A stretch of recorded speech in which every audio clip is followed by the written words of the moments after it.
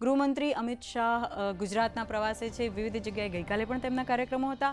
આજે પણ વિવિધ જગ્યાએ તેમના કાર્યક્રમો છે. ગાંધીનગરમાં છે, અમદાવાદમાં છે અને માં અંબાના દર્શન કરશે વિવિધ જગ્યાએ. સાથે ગઈકાલે મુખ્યમંત્રી ભૂપેન્દ્ર પટેલે સરસ મજાના નોરતાનું ઇનોગ્રેશન કરેલું છે અને નવલો નોરતા લોકો માટે તેમણે સમર્પિત કર્યું છે.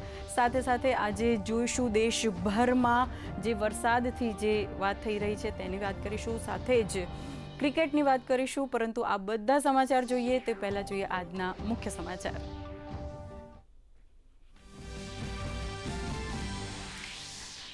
કેન્દ્રીય ગૃહમંત્રી અમિત શાહ ગુજરાતના પ્રવાસનો આજે બીજો દિવસ. ગાંધીનગરમાં સ્ટાર્ટઅપ કોન્ક્લેવનું કરશે ઉદ્ઘાટન, તો સર્કિટ હાઉસમાં અમદાવાદના વિકાસ કાર્યોની કરશે સમીક્ષા, જ્યારે માણસામાં કૃષિ કાર્યાલયનું લોકાર્પણ કરશે અમિત શાહ.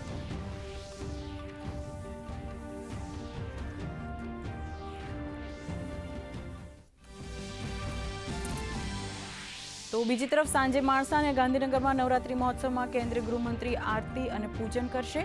ગઈકાલે પ્રથમ નોરતે અમદાવાદના જોધપુરમાં અને સરખેજ વોર્ડમાં ગરબા મહોત્સવમાં રહ્યા હતા ઉપસ્થિત.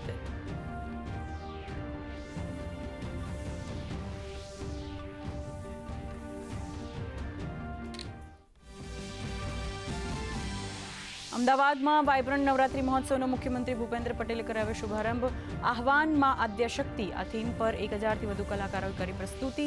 કેન્દ્રીય સંચાર બ્યુરો દ્વારા 11 વર્ષ સુશાસનના થીમ અંગેના મલ્ટીમીડિયા એક્ઝિબિશનનું પણ લોકાર્પણ.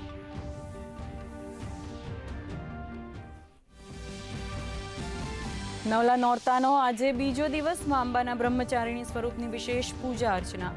પ્રથમ નોરતે ઉત્સાહ અને ઉમંગભેર ગરબે ઘૂમ્યા ખેલૈયા. વડોદરામાં પુરુષ વૃંદના પરંપરાગત ગરબા બન્યા આકર્ષણનું કેન્દ્ર. ડાંગમાં પોલીસ દ્વારા નવરાત્રી સાથે જાગૃતિ કાર્યક્રમ.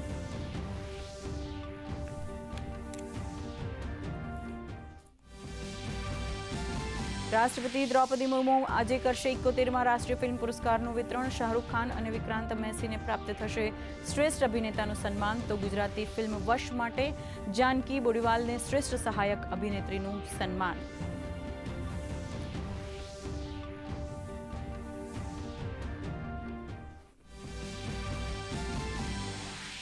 કોલકાતામાં વાદળ ફાટ્યા બાદ ભારે વરસાદ. કરંટ લાગવાથી 5ના મોત. ઠેર ઠેર પાણી ભરાવાના કારણે જનજીવન ખોરવાયું.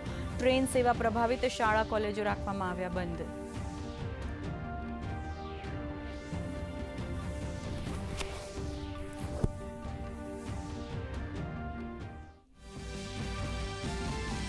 છેલ્લા 24 કલાકમાં રાજ્યના 50 તાલુકાઓમાં વરસાદ. ડાંગ અને આહવામાં 4.5 ઇંચ વરસાદ. ડાંગની ગીરા, ખાપરી, અંબિકા નદીઓમાં પૂર. નીચાણવાળા વિસ્તારોમાં ભરાયા પાણી. આજે દક્ષિણ ગુજરાતમાં યલો એલર્ટ.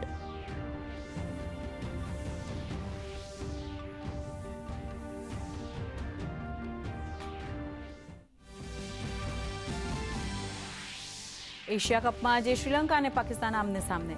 ફાઇનલમાં ટકી રહેવા માટે બંને ટીમ માટે આજની મેચ મહત્વની. કરો યા મરોના જુનૂન સાથે મેદાનમાં ઉતરશે શ્રીલંકા અને પાકિસ્તાની ટીમ.